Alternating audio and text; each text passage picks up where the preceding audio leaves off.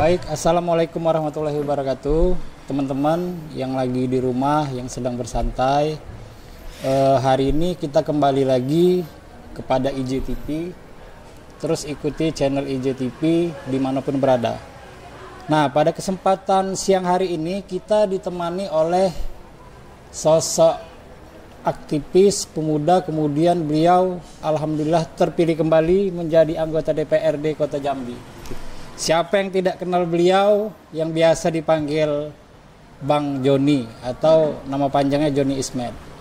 Beliau lahir dari seorang aktivis, kemudian duduk di kursi DPR untuk meneruskan pengabdiannya di tengah masyarakat. Mungkin tanpa memperpanjang mukadimah lagi, langsung saja teman-teman semua kita sapa beliau. Apa kabar Bang? Alhamdulillah sehat. Sehat Bang ya? Sehat. Apa aktivitas hari ini Bang?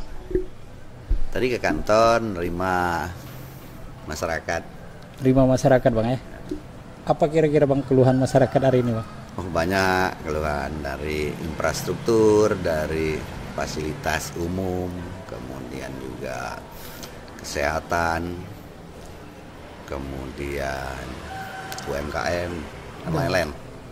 Oke, nah jadi begini Bang, kita kan pengen tahu nih, teman-teman juga di rumah ini pengen tahu.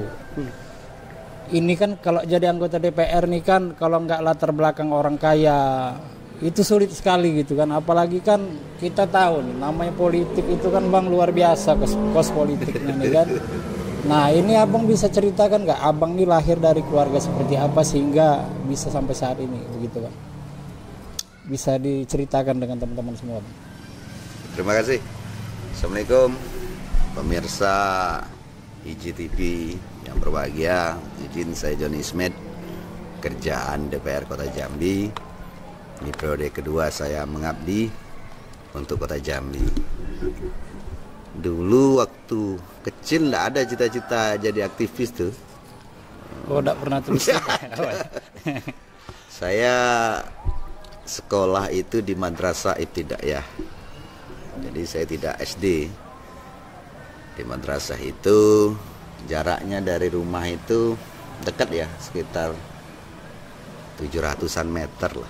Bolak-balik artinya 1,4. Jalan kaki ya? Jalan kaki di desa kan? Iya, iya. Nah, kaki kalau pergi itu ya melewati jalan umum, tapi kalau pulang melewati pematang sawah. Jadi belakang rumah saya itu sawah terhampar kan? Hijau. Ketika tamat madrasah, saya dikirim pindah ke Jambi untuk melanjutkan ke jenjang SMP. SMP saya ikut dengan dan tante. Saya melihat saya, ya orang yang idealis, walau seorang PNS tapi beliau idealis, banyak memberikan pemahaman tentang kepedulian, kritis terhadap kebijakan. Kemudian juga memang ya hidup seorang PNS, tidak ada cawe-cawean di proyek, tidak ada ngambil subsidi silang. Kemudian berarti juga dulu Abang merantau lah. Merantau ya, merantau ikut. Ya tujuan orang tua ya untuk sekolah. Ya. Jadi perbedaan di kampung dengan di kota ya beda. Tapi walaupun kampung kami itu nama kampung, tapi TV, radio dan listrik itu ada. Masuk ya? Masuk. Ya. Jadi sudah berkembang. Dan rata-rata teman-teman saya itu kuliahnya di Jawa, di Jogja, Malang, dan Bandung. Ya. Tapi karena pilihan orang tua saya ikut. Kemudian di SMA, sampai SMA di sini, kelas 2 disuruh pulang lagi ke kampung, masuk SMA di kampung lagi. Oh, balik lagi. Balik lagi. Balik lagi kampung. Tamat SMA 9 Muhammadiyah di kampung, nama SMA-nya SMA Rawabening di daerah pelosok. Saya coba tes di Unsri ya, gitu ya.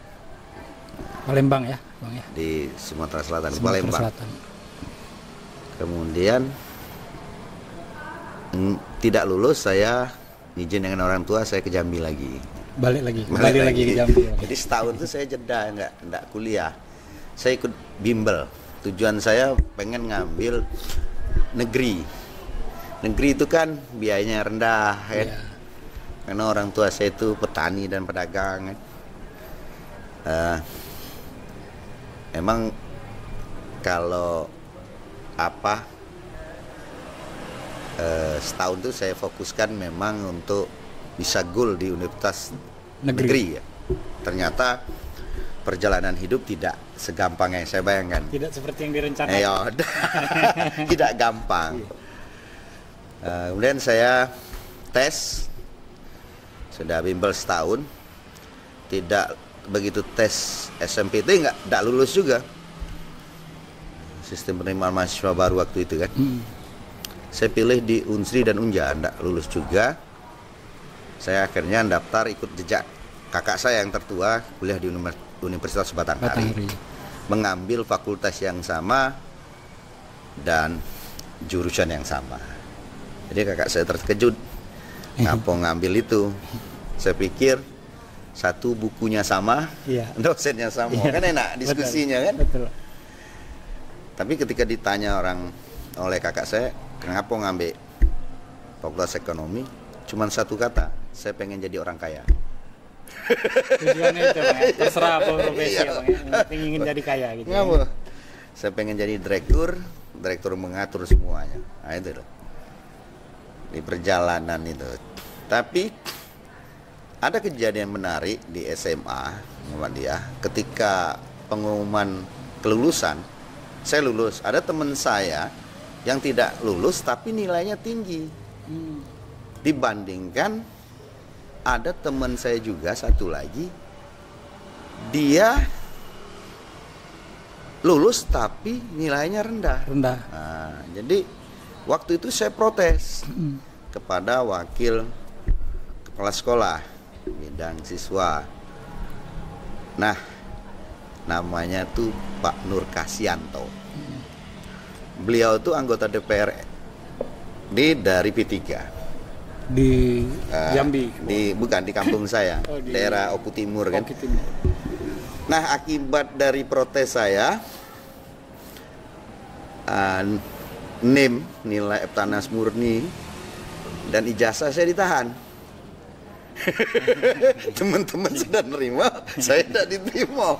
Sementara kita nak daftar di Unsri waktu itu ya. Ya saya ditanya orang tua, mana STTB ijazah? Belum. Apa ditahan Pak Nur? Saya bilang. Gara-gara membela kawan tadi itu. Gara-gara membela kawan, saya protes lah kan. Saya agak kritis waktu itu. Kemudian karena Pak Nur ini adalah sahabat ibu dan bapak saya, satu kampung, akhirnya melalui orang tua lah bisa diambil ijazah. Diambil lagi ya, Pak ya. Saya pikir tidak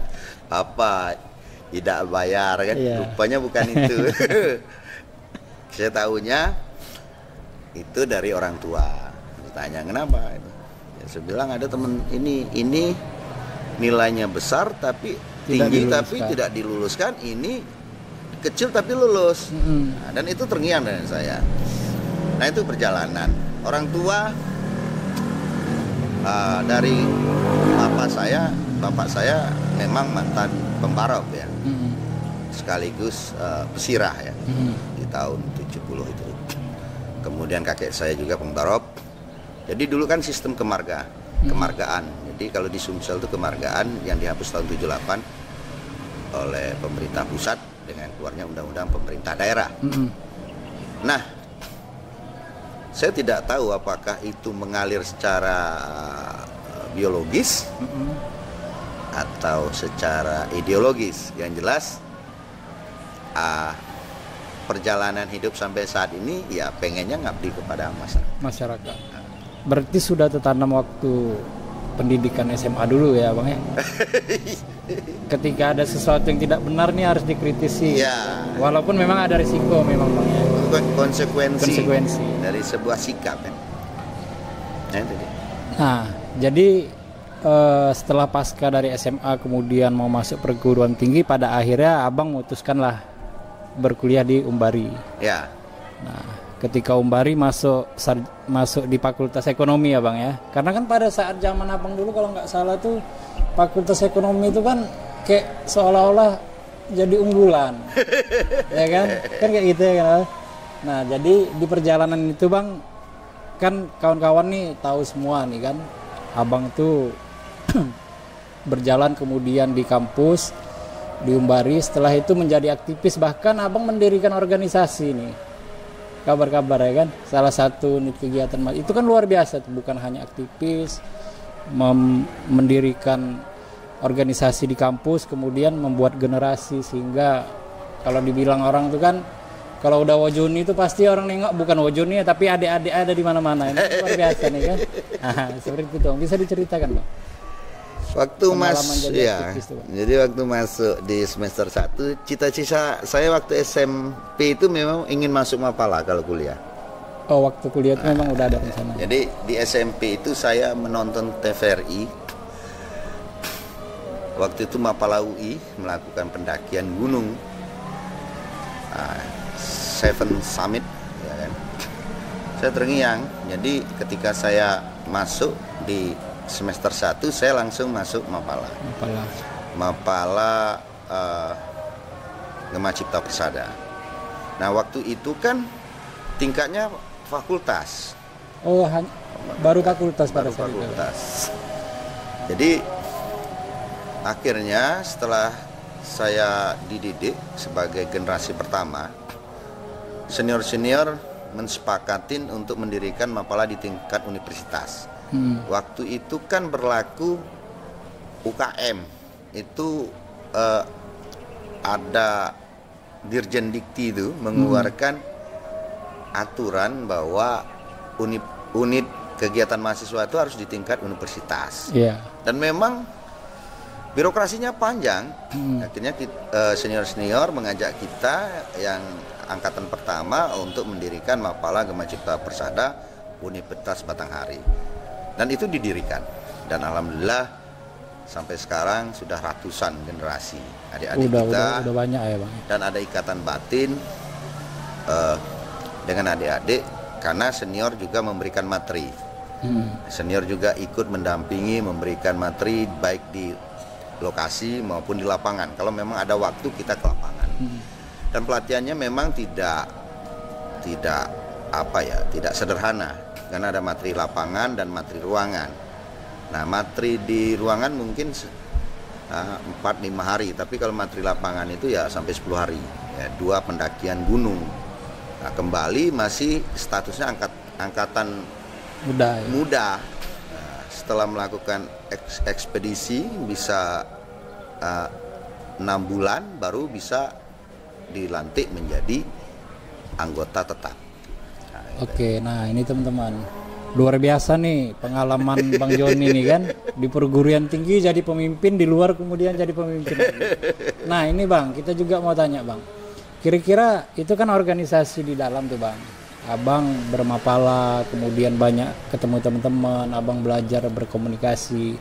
Nah kemudian ada nggak organisasi lain yang membentuk diri maupun kepribadian abang sehingga menjadi seperti ini bang? Ya, terima kasih Dinda. Jadi saya waktu itu diajak oleh teman untuk masuk himpunan mahasiswa Islam yang memang selama ini tidak pernah muncul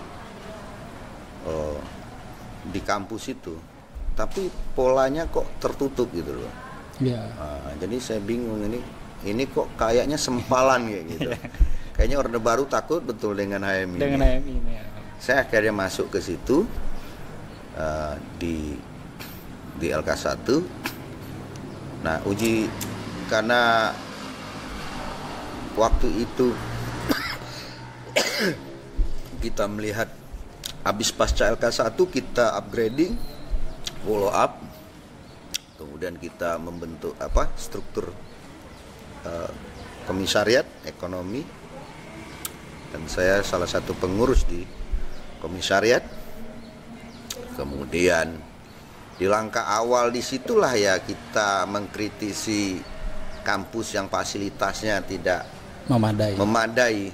Ibarat apa ya, kampus universitas tapi fasilitasnya macam apa ya, sekolah desa tertinggal gitu. Nah, artinya fasilitas belajar mengajar tidak cukup. Jadi kita waktu itu memang kampus papan ya. Iya.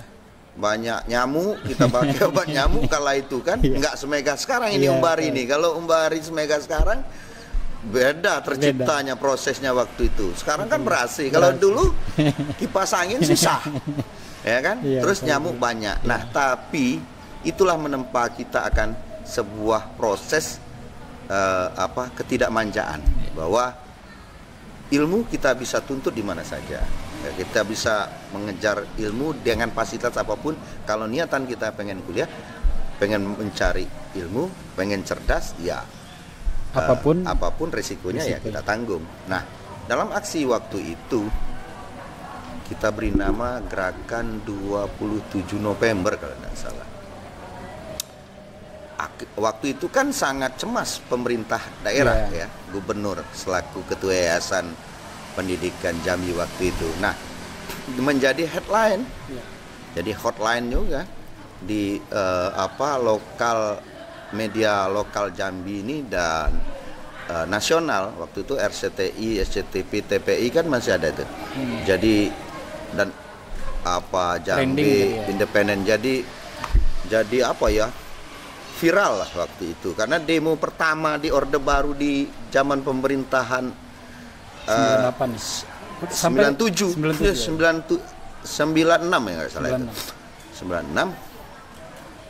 Nah, kita adakan aksi itu ya, semua elemen negara lah, mana pernah Jambi diguncang demo segitu, walaupun dikitnya orang, teman-teman dari Fakultas Ekonomi dan beberapa yang lain dari fakultas lain, kita menuntut fasilitas itu,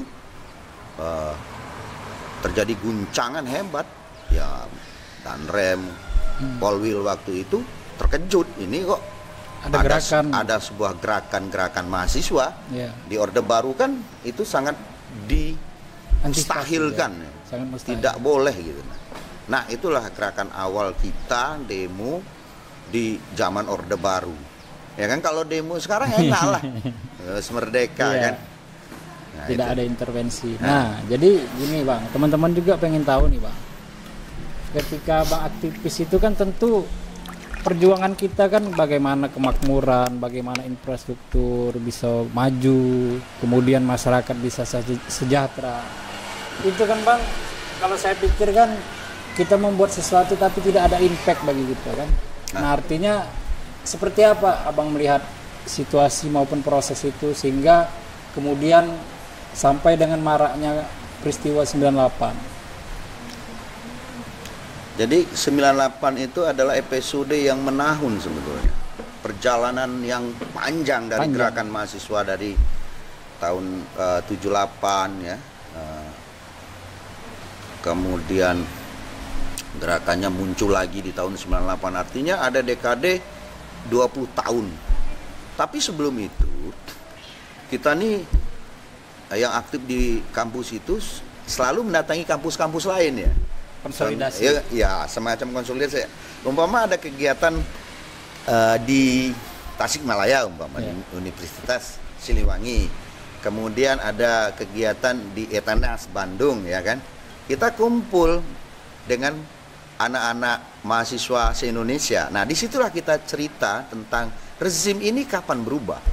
Betul. Kok ini terus gitu. Ya, kapan lah ada perubahan. Kemudian masyarakat kita tidak diberi akses untuk bicara, susah sekali waktu itu. Akses ekonomi, kita kredit motor nggak bisa.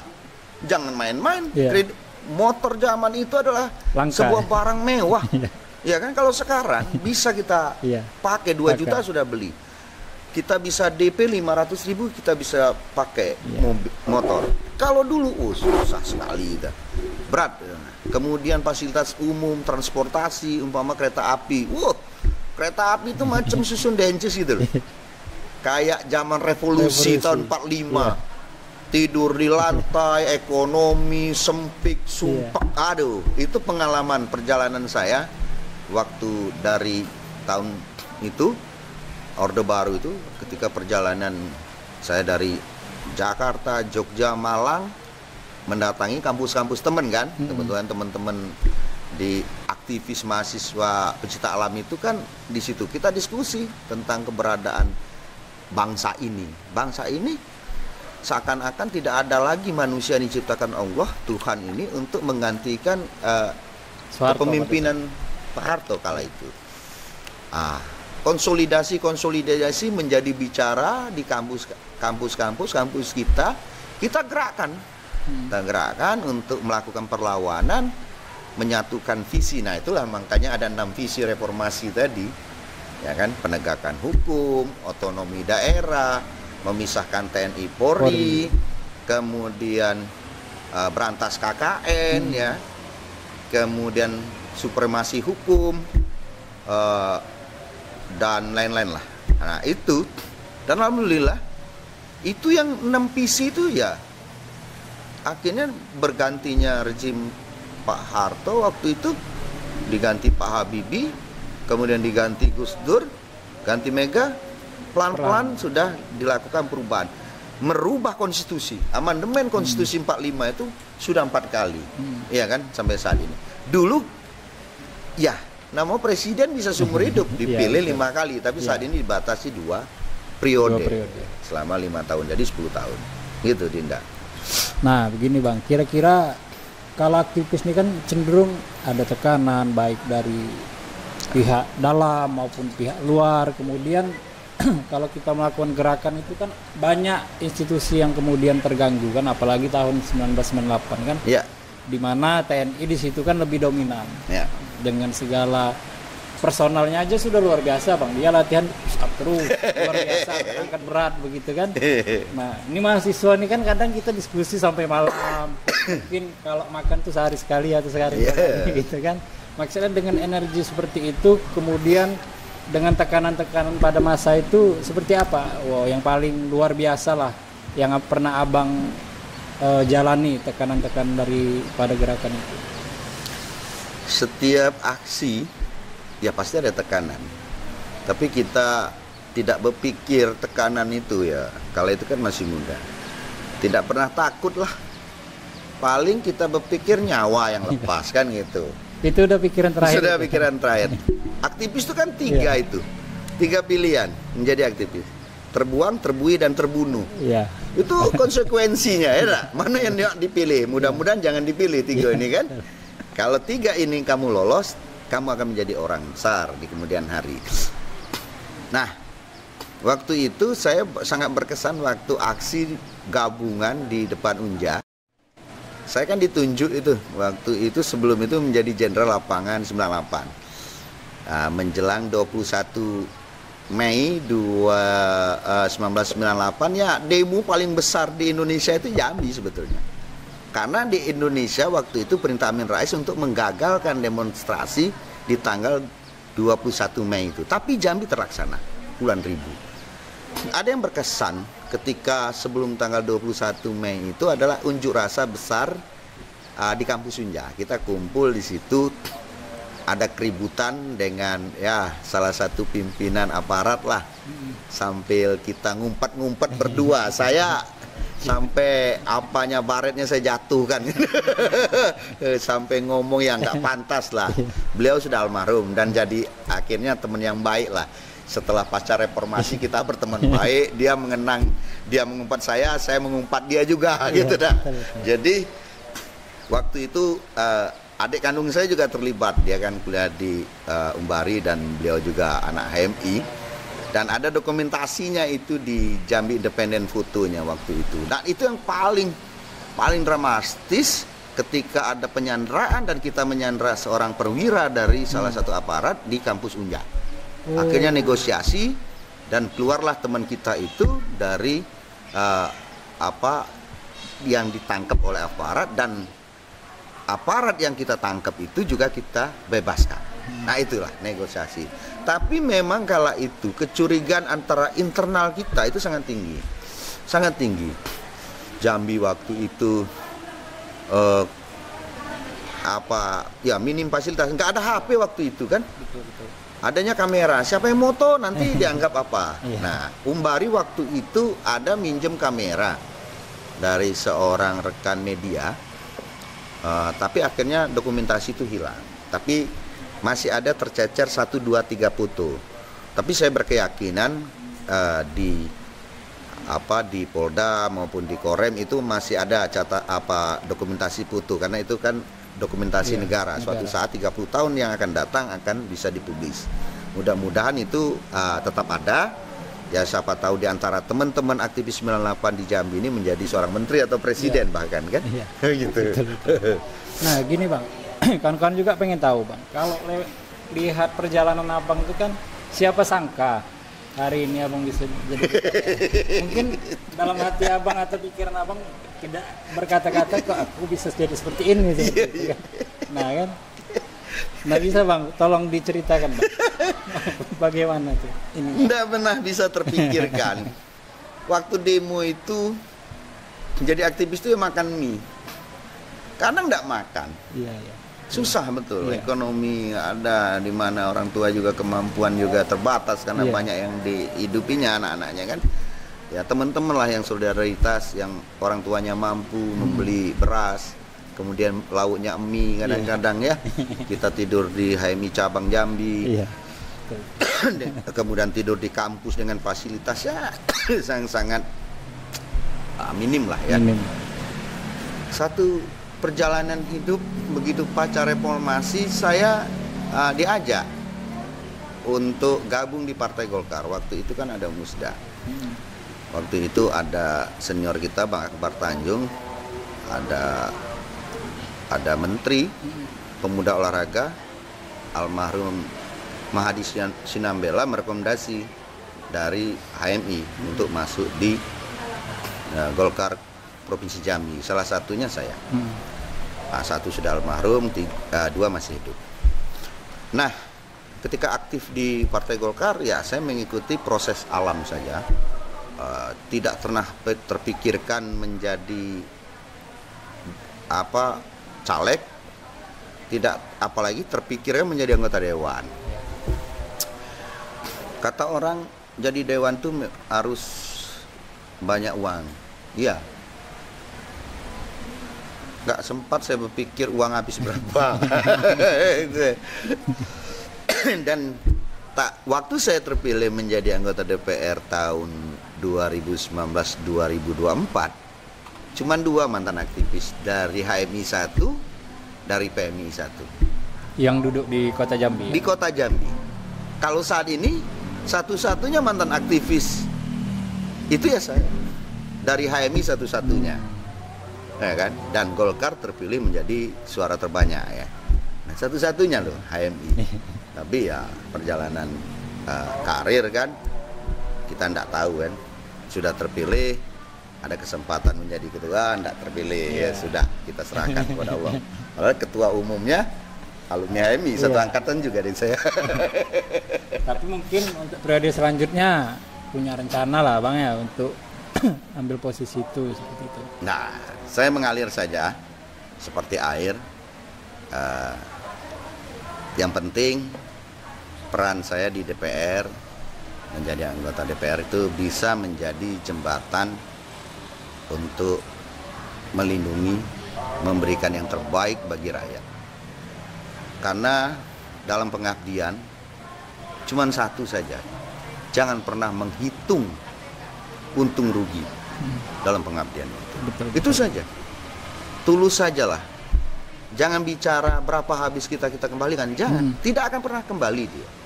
Tapi berproses saja di situ, negara akan memikirkan kita. Gaji kita, fasilitas kita ya. Bagaimana kita memainkan peran strategis di tengah masyarakat, memberikan rasa nyaman, membantu mereka dalam mengakses pendidikan, mengakses kesehatan. Nih, contoh. Ada kejadian menarik setengah bulan terakhir. Ketika di itu Kota Jambi ya, Bang? Di Kota Jambi. Ada seorang warga Kota Baru usia 3,7 tahun kena penyakit hepatitis hati, dirawatlah di rumah sakit Raden Matahir. Ternyata di Raden Matahir SKTM tidak berlaku. Saya terkejut. Saya, kalau begitu gimana? Ya kami harus bayar, Pak. Kamu bayar di sana, saya jamin untuk kamu pindah di rumah sakit Abdul Manap milik kota, saya yang tanggung jawab.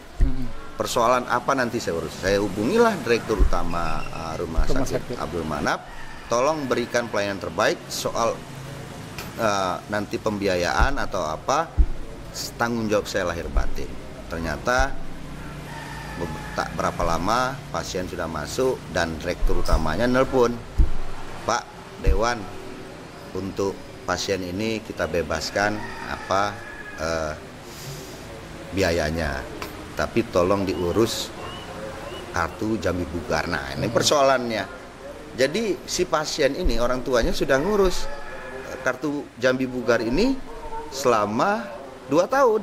Jadi 2023 sampai 2025 tidak pernah ada gitu loh. Saya terkejut, kamu ngurus di kantor lurah mana? Akhirnya saya telepon lurahnya. Ternyata lurahnya nggak, dan jajarannya itu waktu musim kerja dia nggak kerja. Ketawa-ketawa, dokumennya ada dengan saya.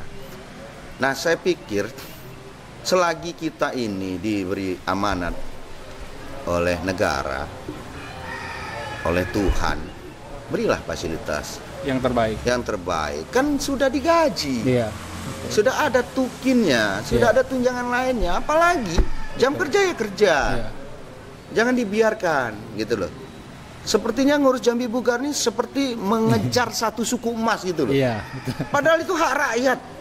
Hak rakyat yang jaminan paling dasar ya. Iya. Saya juga mengecam tindakan keras dari pemerintah provinsi. Siapapun dia, saya nggak takut. Siapapun dia, mau dekat dengan siapa, saya nggak pernah takut. Mau dekat dengan siapapun, saya nggak takut. Kalau dia sudah menzalimi rakyat yang telah memberikan suara kepada dia, telah memilih dia lecehkan rakyat itu, saya nggak peduli. Kau siapa? Betul. Urusannya begitu, ya kan? Nah, inilah kadang-kadang saya nggak ngerti ya. Kalau memang rakyat itu dijadikan eksploitasi, dijadikan eksperimen, dicarikan untuk dapat uang, nggak usah jadi pejabat kau. Betul. Karena kan Bang, hari-hari ini kan yang persoalan SKTM yang baru Abang sampaikan itu kan lagi hangat-hangatnya tuh kan jadi pembicaraan. Kan? Artinya kan sependapat dengan Abang tadi bahwa kesehatan itu bagian daripada yang paling mendasar bagi kehidupan masyarakat. Karena semua orang kan pasti pernah sakit. Artinya fasilitas kesehatan itu kemudian harus memang diberikan sepenuhnya terhadap masyarakat. Nah, kemudian yang selanjutnya itu Bang, bagaimana Bang melihat? Itu kan mau dirujuk tadi ceritanya kan dari Rumah Sakit Abdul Manap ke Raden Matahir. Nah, kemudian karena SKTM itu tidak ini banyak bukan itu. Dari Raden Matahir itu saya suruh orang tuanya untuk pindah Abdul Manap. Langsung pindah ke Abdul. Saya tanggung jawab. Ternyata diberilah pengobatan gratis dan alhamdulillah pasiennya kemarin udah keluar dalam kondisi sehat walafiat. Ya, kita berharap bahwa pemerintah Kota Jambi seperti saat ini kan bisa memberikan pelayanan terbaik. Yang saya agak kurang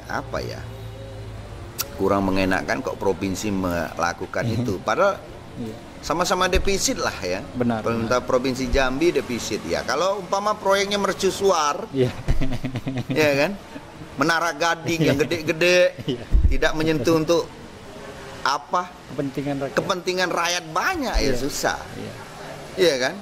Kesehatan pendidikan nih, bekas STM rubuh pagarnya, anggarannya kemana selama ini? Itu tuh sekolah negeri, jaminan negara. Sekolah negeri itu jaminan pemerintah, iya kan. Kalaupun dia sudah ditinggalkan ya diperbaiki, ya kan. Anggarannya masa nggak ada? Kalau kata kepala dinas sudah diajukan, artinya nggak melek dong, ya kan. Harusnya diprioritaskan mana gedung-gedung umum, sekolah rakyat, kesehatan itu diprioritaskan, pendidikan itu. Saya pikir tidak sulit. tergantung niatan pemimpin. Pemimpin. Nah, Bang, ini teman-teman pengen tahu nih, Bang. Kira-kira proyeksi Kota Jambi ke depan nih apa nih, Bang? Dari DPR sendiri lah, Bang. Komisi berapa, Bang? Komisi 3. Komisi 3 infrastruktur, Bang. Nah, kira-kira apa, Bang, proyeksi ke depannya yang berkaitan dengan kemaslahatan umat lah. Oh. Yang dalam waktu dekat ini. Pemerintah Kota Jambi memang defisit anggaran sekitar 80 miliar. Dan kita tidak bisa memprediksi bahwa di tahun depan itu umpama kenaikan harga, ternyata kenaikan pendapatan masyarakat, ternyata ada hal penting, kondisi ekonomi saat ini tidak baik-baik saja.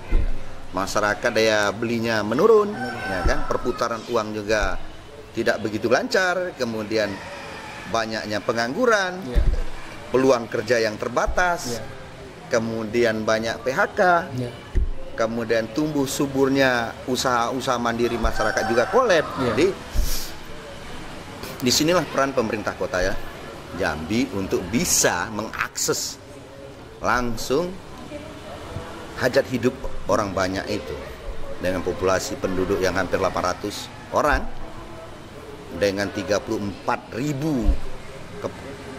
kepala keluarga yang mendapatkan PKH, artinya kan ada 70.000 yang miskin.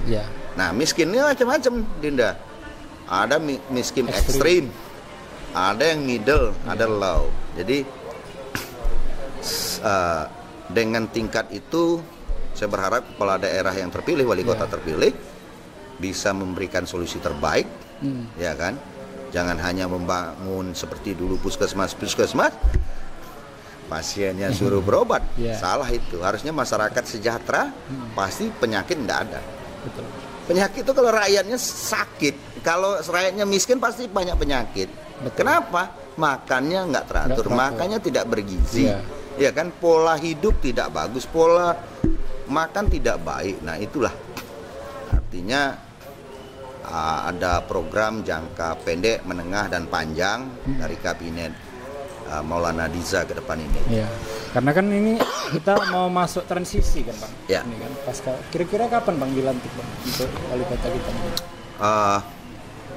Kalau informasi kesepakatan dari Komisi 2 dan Mendagri KPU itu tanggal 6 Februari serentak se-Indonesia. 6 Februari ya, Bang ya.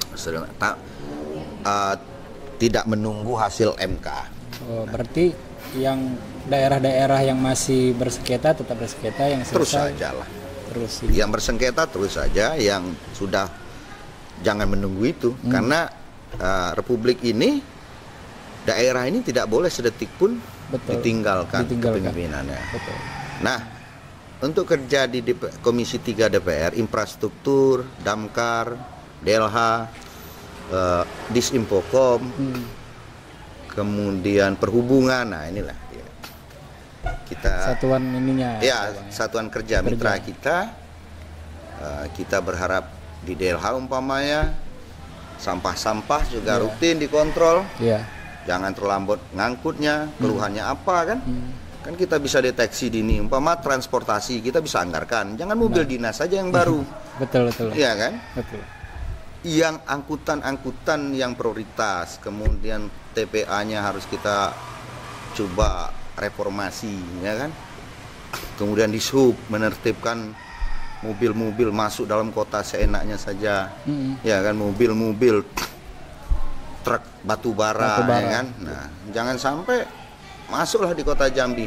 Silakanlah pemerintah provinsi berpikir keras, karena kota Jambi ini tidak menghasilkan batu bara, tapi dampaknya warga kota Jambi banyak mati oleh batu bara. Truk batu bara. Betul. Banyak yang meninggal di tengah jalan. Betul, ya kan? Betul. Terus bikin sumpek rakyat kota Jambi. Polusi kendaraan, udara, segala macam. Saya berharap bahwa Gubernur Jambi, saya selaku DPR Kota Jambi, memberikan solusi terbaik lah. Membuat jalan, jangan jalan umum.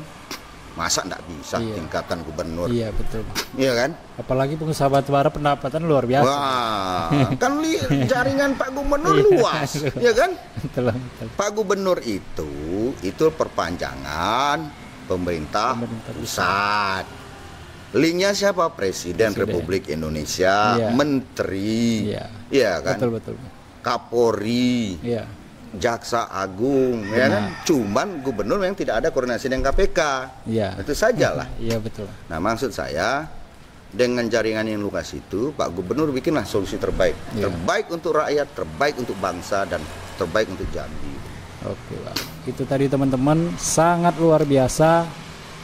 Bang Joni menceritakan pengalaman dari masa kecil yang serba cukup, namun juga lebih banyak kurangnya begitu Bang. Iya. Sehingga berjalan merantau ke Jambi sampai di perguruan tinggi menjadi aktivis yang tidak punya apa-apa menjadi sekarang udah ada apa-apa. Nah itu Bang Joni. Nah kemudian sampai dengan DPR pengabdian beliau masih terus berjalan kawan-kawan sampai saat ini. Maka patut kita apresiasi beliau adalah figur maupun sosok yang untuk pemuda, kemudian aktivis, teman-teman yang menyaksikan siaran ini mudah-mudahan beliau bisa menjadi inspirasi kita semua. Terakhir Bang, apa nih Bang pesannya untuk teman-teman nih Bang? Untuk anak-anak muda, teruslah mengabdi kepada bangsa dan negara, teruslah menjadi aktivis, tempa diri kalian. Dengan keaktifan itu menjadi modal dasar engkau menjadi orang besar di kemudian hari. Tidak ada seorang aktivis itu menjadi sia-sia di masa depan, ya kan? Kuat, tangguh, cerdas. Kita diajari berproses di situ, diajari kepemimpinan, diajari manajemen organisasi, diajari strategi dan taktik perjuangan, diajari membela diri, diajari aksi dan lain sebagainya. Jangan pernah cengeng. Jangan pernah mengeluh, jangan pernah menjadi bodoh untuk diri sendiri. Teruslah pintar, teruslah asah keterampilan Anda. Karena dengan diskusi, dengan aksi, engkau bisa merubah dunia. Engkau bisa memberikan yang terbaik kepada bangsa dan negara. Dan dalam pengabdianmu jangan pernah menghitung untung rugi. Kalaupun itu konsekuensinya engkau harus gugur di medan juang, itu sudah menjadi sahih. Terima kasih. Itu saja. Baik, terima kasih Bang. Jangan lupa teman-teman semua tetap ikuti channel IJTV dimanapun berada, dan teman-teman semua jangan lupa di like and subscribe siaran kita dan terus ikuti siaran kita dalam rangka memberikan edukasi dan pemahaman yang terbaik bagi kita semua. Terima kasih. Saya akhiri billahi taufiq wal hidayah. Wassalamualaikum warahmatullahi wabarakatuh. Waalaikumsalam warahmatullahi wabarakatuh. Terima kasih.